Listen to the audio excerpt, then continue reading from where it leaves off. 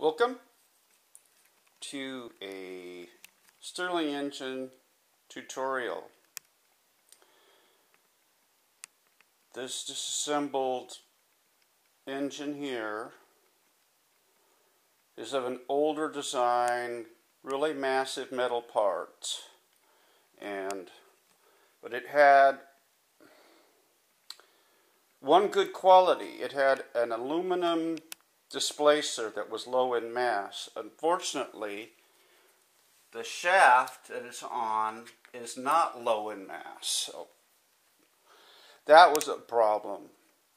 These pistons typically were like this, a solid piece of carbide steel or something there, lots of mass.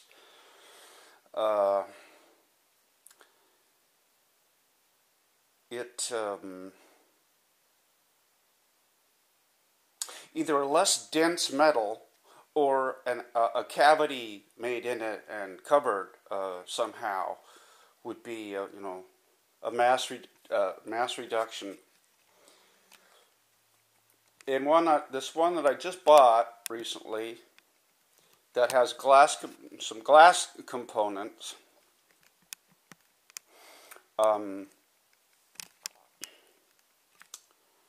It has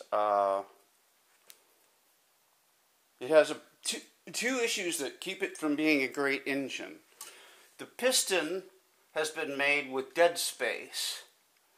It shouldn't be there. Piston should have a level top. The other issue is the displacer is not a displacer. It's a piston. So the configuration is wrong. How do I know that? Because of that. It has a piston fit, not a displacer fit. So either it needs to be a displacer, or it needs to have the duct coming from the end of the piston to be a two-piston gamma, like a lot of people have made with syringes and whatnot.